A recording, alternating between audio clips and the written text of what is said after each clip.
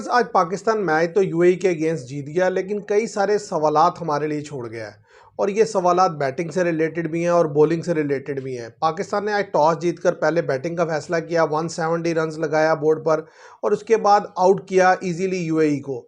और यूएई का सिर्फ एक ही बैटर अच्छा रन्स कर सका। अगर पाकिस्तान की बैटिंग पर नज़र डाली जाए तो पाकिस्तान की बैटिंग में जो टॉप ऑर्डर के बल्लेबाज हैं सिवाय फ़खर जमान के, कोई भी खातिर खा रन नहीं कर सका। आज फ़खर जमान ने वो इनिंग्स खेली जो कि पिछले इतने अरसे से मैं बात कर रहा हूं कि जो सीनियर प्लेयर है या वो लड़का जिसको मैच में गेंद नज़र आ रही है उसको इनिंग्स बिल्ड करनी चाहिए। आज एक तरह से विकेटें गिरती गई, लेकिन फ़खर जमान ने प्रूव किया कि वो एक सीनियर बैटर हैं, एक्सपीरियंस प्लेयर हैं और वो जानते हैं कि किस तरीके से इनिंग्स को बिल्ड किया जा सकता है।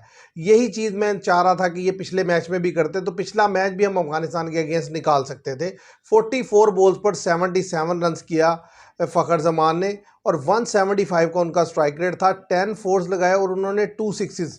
तो कहने की बात यह है कि आज पाकिस्तान की जो बैटिंग है वो तो एक दफ़ा लड़खड़ा गई थी और लगता ऐसे था कि आज पाकिस्तान को एक दफ़ा फिर जो है वो शर्मिंदगी का सामना करना पड़ेगा, क्योंकि जिस तरीके से टॉप ऑर्डर के बैट्समैन आउट हुए, 80 रन्स वो 5 डाउन थे पाकिस्तान के। अगर वहाँ फ़खर जमान निकल जाए या मोहम्मद नवाज़, उन्होंने भी अच्छी बैटिंग की, अच्छी पार्टनरशिप बिल्ड की।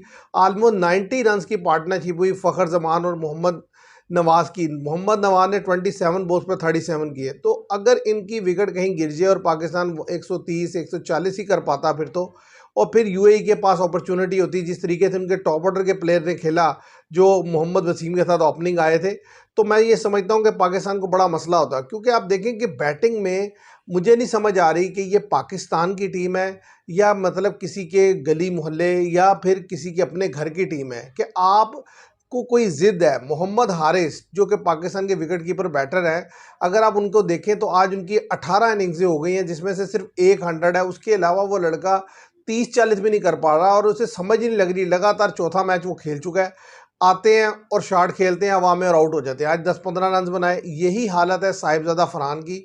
लगातार चौथा T20 मैच खेल लिया, हिट अच्छी करते हैं लेकिन या तो हवा में खेलकर पीछे पकड़ा देते हैं, कभी कभी ऊंचा खेल जाते हैं, कभी बोल्ड हो जाते हैं। कहने की बात यह है कि जब आप सेट हो जाते हैं यानी कि आप शॉट्स खेल लेते हैं तो फिर उनसे जो आगे इनिंग्स नहीं बिल्ड हो पा रही। मतलब करते क्या है कि 2-3 शॉट्स लगाएंगे और उसके बाद गलत शॉट खेलकर आउट होकर चले जाएंगे। ये नहीं करेंगे कि भाई मैं पूरा पावर प्ले खेलूं, 50-60 तक पाकिस्तान का रन लेकर जाऊं, खुद भी 50 करूं। मतलब 10-12 गेंदे अगर आप देखें चारों T20 मैचेस में उन्होंने खेली हैं, 18-20 रन करते हैं तकरीबन 170-180 के स्ट्राइक रेट से और फिर आउट होकर चले जाते हैं। तो कहने की बात यह है कि उनको शायद कोई गाइड नहीं कर पा रहा कि जब आपको इतनी अच्छी गेंद नज़र आ रही है कि आप आते ही रन बनाते हैं, तो क्यों आप फिर जो है वो पिक एंड चूज़ करके नहीं खेलते, हर गेंद पे क्यों जो है स्ट्रोक खेलने की कोशिश करते हैं और उसका नुकसान जो है वो टीम को होता है। आप देखें वो रन्स बनाते हैं, साथ ही विकेट गिर जाती है। और साइम अयूब को अगर आप देखें आज के मैच में जिस तरीके से वो आउट हुए, सेम वो लूज शॉट जो पूरे वेस्ट इंडीज़ के टूर पर वो आउट हुए, बॉडी से दूर गेंद था, उसे खेलने गए और वो एच चला गया। तो इस तरीके से पाकिस्तान की जब मेन बैटर आउट होकर पवेलियन जा चुके थे तो वहाँ पर मैं समझता हूँ बहुत ही इंपॉर्टेंट पार्टनरशिप लगी मोहम्मद नवाज़ और फ़खर जमान की। अगर वो पार्टनरशिप ना लगे तो पाकिस्तान ज़्यादा से ज़्यादा 130-40 रन करता, जो कि यूएई बिल्कुल पोजीशन में था कि वो चेस कर लेता। और पाकिस्तान की तरफ से जो बॉलिंग थी वो इंतहाई फजूल थी, सिवाय एक बॉलर के मैं समझता हूँ कि जिसने पूरे मैच को टर्न करके रख दिया और वो था इब्रार अहमद। 4 ओवर में 9 रन देकर 4 विकेट उन्होंने ली। मैंने जिस तरीके से पिछले 2-3 मैचेस से मैं बार बार बात कर रहा हूँ कि ये जिस तरह की कंडीशन है इसमें इब्रार अहमद जो है बड़ा इफेक्टिव होगा, बड़ा लीथल रहेगा। और फाइनली उसको आज यूएई के अगेंस्ट खिलाया गया, उसने अच्छी बॉलिंग की।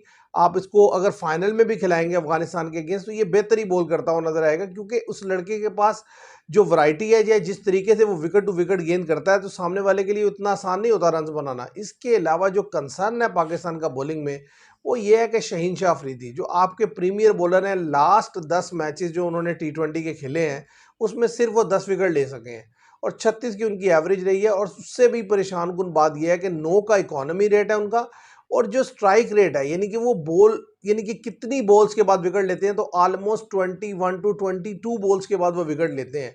तो अगर आपका प्रीमियर बॉलर अपने आखिरी ओवर में विकेट ले रहा होगा तो फिर डेफिनेटली सामने वाली टीम तो रन्स बनाएगी। आज सलमान मिर्ज़ा खेले, लेकिन सलमान मिर्ज़ा दोनों मैच जो अभी तक खेले यूएई के अगेंस्ट ही खेले, लेकिन कोई खातिर खा बेहतर गेंद नहीं कर सके। तो मैं ये समझता हूँ कि ये जिस तरीके से अब सीरीज़ कंक्लूड हो रही है, बल्कि अब सिर्फ फाइनल से दूरी है पाकिस्तान की, पाकिस्तान क्वालिफाई कर गया है, तो अब देखना यह है कि इस परफॉर्मेंस को देखते हुए क्या पाकिस्तान की जो आगे जो स्क्वाड एशिया कप के लिए अनाउंस हुआ है उसमें चेंज आता है कि नहीं। मैं तो ये समझता हूँ कि इसको देखकर कुछ चेंजिंग करना तो वाज़ेह तौर पर नज़र आती हैं। एक तो ये है कि आपको लाजमी मोहम्मद हारिस को चेंज करना चाहिए, नहीं तो उनके साथ कोई ना कोई आप विकेट कीपर बैट्समैन लाएँ। इसी तरीके से मैं चाहूँगा कि आप जो मिडल ऑर्डर में जो लोअर मिडल ऑर्डर के लड़के हैं या जो बॉलिंग में लड़के हैं ख़ास तौर पे, उनमें हसन अली की जगह आप जो है अब्बास अफरीदी को ला सकते हैं, क्योंकि ये आपको ज़रूरत है। और सीधी सी बात यह है कि आप एक बॉलर और क्वालिटी इन कर सकते हैं, जैसे आकिफ जवेद है जो कि न्यूजीलैंड के टूर पे थे, आप उस लड़के को दोबारा चांस दे सकते हैं।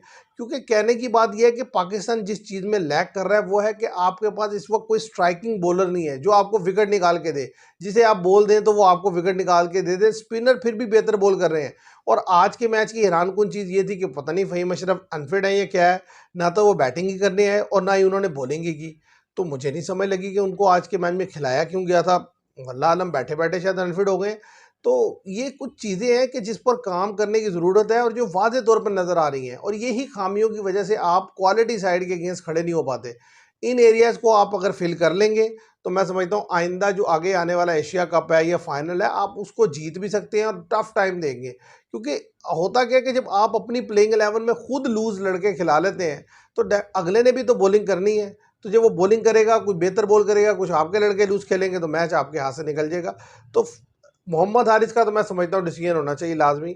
और इसके अलावा एक और बैटर जो है ना, या तो ओपनिंग के तौर पर रखा जाए या फिर मिडिल ऑर्डर में जो लड़के हैं हुसैन तलत वगैरह उनको मौका दिया जाए, क्योंकि साहिबजादा फरहान जो है बिल्कुल उस तरीके से बैटिंग नहीं कर पा रहे। और इसी तरीके से जो बॉलिंग है, बॉलिंग में आप देखें मेन शहीनशाह अफरीदी है, वही विकेट नहीं निकाल पा रहा। तो आपको एक दूसरा स्ट्राइकिंग बॉलर चाहिए, क्योंकि मोहम्मद हारिस की अगर बात करें यानी कि हारिस रऊफ की, तो उनसे भी विकेट नहीं निकल रही। और मोहम्मद नवाज भी 2 मैचेस से ऑफ कलर नज़र आ रहे हैं। आज जो मैच आपने जीता है वो 2 ही लड़कों ने आपकी इज्जत रखी है। एक फ़खर जमान कि उन्होंने 77 रन्स किया 44 बॉल्स पे, कि जहां टीम बिल्कुल डाउन थी, या जब वो रन्स बना रहे थे यूएई वाले तो अबरार अहमद ने जिस तरीके से आकर उन्हें बांधा है कि आप देखें कि वो ना रन्स बना सके ना विकेट रो सकते। 4 ओवर में 9 रन देके 4 विकेट, बड़ा क्लासिकल स्पेल किया अबरार अहमद ने। तो मैं ये समझता हूँ कि आइंदा आने वाला जो मैच है वो आपका अफगानिस्तान के खिलाफ फाइनल है, उसमें गलती की गुंजाइश नहीं है।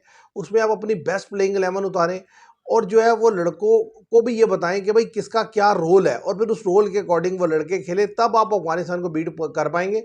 नहीं तो प्लान अफगानिस्तान का वही है कि उन्होंने 4 स्पिनर खिला देने हैं और पूरे 20 ओवर में से 3 या 4 ओवर हार्डली उन्होंने फास्ट से करवाने हैं, और उसके अलावा स्पिनर ही स्पिनर है। लेकिन अफसोस की बात तो ये है कि पिछले मैच में जो फजल हक फ़ारूकी हैं उन्होंने हमारे फास्ट से भी बेहतर बॉलिंग की, और हमारे स्पिनर्स के मुकाबले में उनके स्पिनर ने बहुत एक्स्ट्राऑर्डिनरी बॉल की। तो मैं उम्मीद करूंगा कि फाइनल में हमारे लड़के बेहतर से तैयार होकर आएंगे और बेहतर गेंद करेंगे, क्योंकि जब तक दोनों साइड कम जो है ना परफॉर्म नहीं करेंगी, बैटिंग और बॉलिंग, आप मैच नहीं जीत सकते, और ख़ासतौर पे क्वालिटी साइड के अगेंस्ट। तो आप इसके बारे में क्या सोचते हैं? अपनी राय ज़रूर दीजिएगा। आज के लिए इतना ही। Thank you very much.